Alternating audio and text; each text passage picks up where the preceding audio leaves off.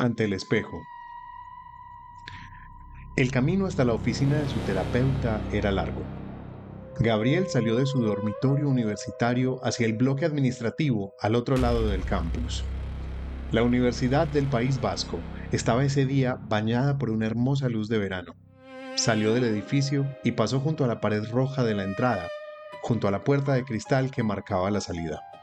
Su bicicleta estaba encadenada afuera del edificio, justo donde la había dejado la noche anterior al regresar de su clase nocturna. Estaba cansado. No llevaba mucho tiempo en la universidad, pero su misión de entender mejor el cerebro humano no se cumplía y perdía la paciencia. Su verdadero triunfo había sido lograr hablar de todas las desdichas de su infancia con su terapeuta. Era ella una psicóloga llamada Sofía Echavarría, en quien había encontrado un apoyo invaluable. Ya había estado en sesiones con ella por casi 3 meses. Estaba aún lejos de sentirse limpio de fantasmas y tribulaciones, pero sentía que al menos había logrado emprender el camino hacia la cura. El camino hacia su despacho lo recorrió en poco tiempo. Le encantaba su bicicleta. Era uno de esos placeres que como niño no había logrado disfrutar plenamente. Aprendió a montar cuando tenía unos 7 años. Su padre le había enseñado. Siempre le había gustado el concepto abierto de la universidad. En otros países, las universidades eran claustros rodeados por cercas que no permitían el ingreso a personas que no pertenecieran a ellas. Al acercarse al Parque María de Maestu, se encontró frente al Elurreta Heraiquina, edificio de las nieves. Le encantaba. Pasó por su costado derecho, en dirección al despacho de su psicóloga, y vio un grupo de personas conversando. Eran estudiantes de historia del arte examinando el edificio, mientras un anciano tutor de nariz grande, una calva marcada sobre la que había puesto unos tristes cabellos de los lados para tratar de cubrirla, intentaba infructuosamente que le escucharan unos minutos más. Era increíble cómo un profesor podía en un segundo arrancar la magia que envolvía el edificio. Los estudiantes tomaban nota o actuaban como si lo hicieran. Al fin, vio el edificio gris que contenía un refugio para él. La oficina de su terapeuta era un lugar lleno de libros, con una alfombra verde esmeralda que cubría todo el piso. Era un despacho de unos 10 metros cuadrados, de los cuales los anaqueles se robaban unos 3 o 4. Al llegar a la sala de espera, vacía a esta hora del día, se encontró con la puerta doble del despacho. Estaba cerrada, lo que decía que probablemente la doctora se encontraba ocupada con otro paciente. Atrás había quedado Gato. Ese era un niño asustado que temía por su vida. Ya podía sentirse tranquilo siendo Gabriel. Gabriel era un hombre de 20 años, mucho más fuerte que el niño que había sufrido tantas ignominias en su niñez. Tal vez era solo un nuevo disfraz. Como Gato le había permitido esconder su identidad a ese loco por algunos años, ahora Gabriel era su escudo. Era el nombre detrás del cual Gato había encontrado refugio. Gabriel debía ser fuerte y comprender lo que había pasado, en caso de tener que luchar algún día si su camino le volvía a cruzar con el Padre Rojo. Finalmente la puerta del consultorio se abrió y un hombre pecoso de unos 30 años salió de él con la mirada avergonzada, como si la salida del consultorio fuera un espacio peligroso. Gabriel había notado que mucha gente se sentía avergonzada al salir de terapia. Entra, Gabriel. Siempre se sentía nervioso en la sala de espera. Era complicado, porque sabía que lo que tenía que hablar hoy sería muy difícil para él. Se puso en pie, dio unos pasos nerviosos hacia adentro y cruzó el umbral de la puerta doble. Detrás de él, escuchó cerrar una puerta y luego la otra. Caminó hacia su sillón favorito en el despacho, un sillón gris oscuro con cojines de color ocre. Ella tomó asiento en su sillón color menta y le miró con amabilidad. Hola, Gabriel. Hace una semana me dijiste que había algo en la historia de cómo murieron tus padres que no habías contado y que sentías era necesario hablar de ello. Lo que pasa, Doc, es que hay alguien en mi vida, alguien macabro, que cambió todo para mí. Ya me contaste que tras la muerte de tus padres, Mariana se encargó de ti, de administrar la herencia que dejaron para ti. ¿De quién hablas? Se hace llamar el Padre Rojo, o por lo menos así fue como se presentó ante mí. Sofía mantuvo el silencio. Era un silencio difícil, de los que incomodaría a cualquiera, pero ella había entrenado su escucha lo suficiente para saber que no necesitaba interrumpir el proceso de pensamiento de Gabriel. Solo esperó. El silencio duró casi un minuto. El padre rojo es quien asesinó a mis padres. Cuando llegó a nuestra casa, mis padres se estaban alistando para llevarme a un hospital. Yo tenía 8 años y el peor dolor de estómago de mi vida. Tenía una apendicitis, pero eso es algo que los médicos descubrieron después. Entró por la puerta de enfrente, tocó el timbre, un timbre de campana grabada que yo detestaba. Mi madre fue la que abrió la puerta. Ella estaba en el recibidor tomando su paraguas. Yo estaba en mi cama en el segundo piso. Una cobija me cubría, aunque el mero roce con ella enviaba ondas de dolor por todo mi cuerpo. Mamá abrió la puerta. Si tan solo hubiera tirado la puerta en su cara, hubiera tenido más tiempo de reaccionar. Tal vez él no hubiera salido ileso de mi casa. Tal vez papá habría tenido tiempo de... Las lágrimas anegaron sus ojos. Sofía le pasó una caja con pañuelos de papel, inmutable en su silencio. Mamá había sido educada en un hogar católico muy tradicional y le habían enseñado siempre a respetar a los sacerdotes como si fueran Dios en la tierra. De modo que, pasado el susto inicial, le ofreció refugio de la lluvia y un chocolate caliente. El sacerdote entró en silencio, sin una expresión de agradecimiento ni modales algunos. Papá preguntó, Itziar, ¿quién era en la puerta? Y mamá respondió, un sacerdote que viene a bendecir nuestra casa. A papá no le gustó y bajó la escalera con mirada de sospecha. Yo me escondí debajo de mi cobija sin hablar. Debí gritar.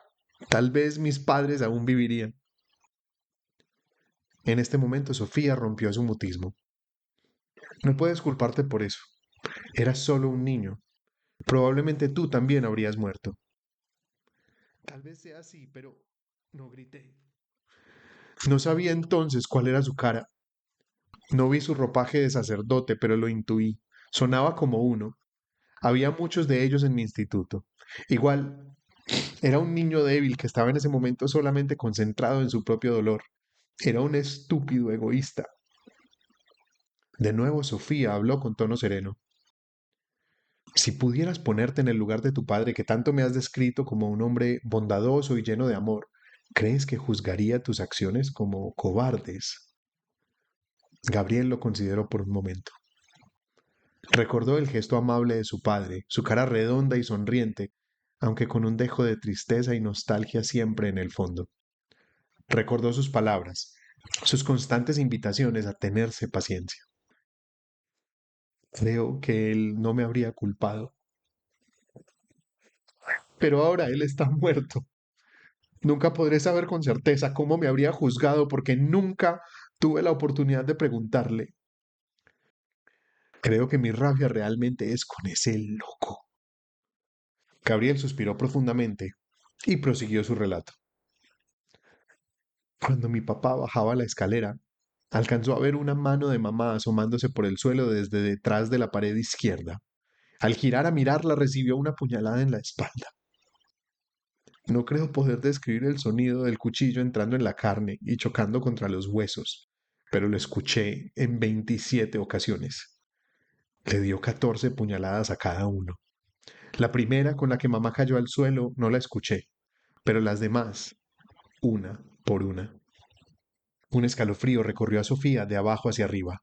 Fue la primera reacción que Gabriel notó. Yo me quedé aterrorizado entre mis cobijas y la voz del asesino se tornó más oscura. Empezó a citar pasajes de la Biblia sobre el herrero y el martillo que caería sobre los impíos, y con cada frase soltaba una puñalada más. Por un tiempo escuché gorjeos de mis padres, como tratando de gritar a través de una garganta llena de sangre, pero eventualmente cesaron. Le gritaba a papá que Satanás vivía en él y que era hora de morir. Él y toda su descendencia impura, todos los que le habían escuchado o dado asilo, todos aquellos que él hubiera contaminado como había contaminado a Cristina, quien debía haber sido una santa. Sofía lo miró con extrañeza. Cristina. Nunca me has hablado de una Cristina. Eso es porque no tengo idea de quién es. Mi padre nunca mencionó a una. Nunca escuché ni vi en mi casa referencia alguna a una mujer llamada Cristina. Es una de las piezas que nunca ha encajado para mí. Gabriel, has dedicado muchos años a pensar en este loco que acabó con tu familia. Eso no te ha permitido vivir en realidad. Le has permitido invadir tu vida presente. Esa es la definición clásica del trauma, el retorno del pasado como si fuera presente. Sigues viviendo tu vida hoy como si ese loco siguiera estando aquí, apuñalando a tus padres todos los días. Tus padres yacen en un cementerio y sus recuerdos yacen en ti. Es posible que eso sea cierto. Soy como un fantasma buscando explicaciones en todo. Es por eso que estoy estudiando psicología. Quiero entender a ese loco. Quiero entender cómo diablos su mente le llevó a hacer cosas tan terribles sin importarle nada. Llamarlo loco es una forma de quitarle responsabilidad. La locura ha sido vista de muchas maneras y siempre ha nombrado aquello que no entendemos en el comportamiento de otros. Estoy segura de que cuando algunos te ven en clase con tu actitud distante y sin interactuar con otros, creerán que estás loco. Hay más en ti que esa actitud que los otros ven. Hay una historia que le da sentido a todo. Así debe ser para el asesino. Hay una historia que no conocemos que llevó a esa persona a cometer asesinatos. Gabriel se quedó en silencio por unos segundos. Era un asunto inescapable. No tenía la información necesaria para darle sentido a lo que había ocurrido.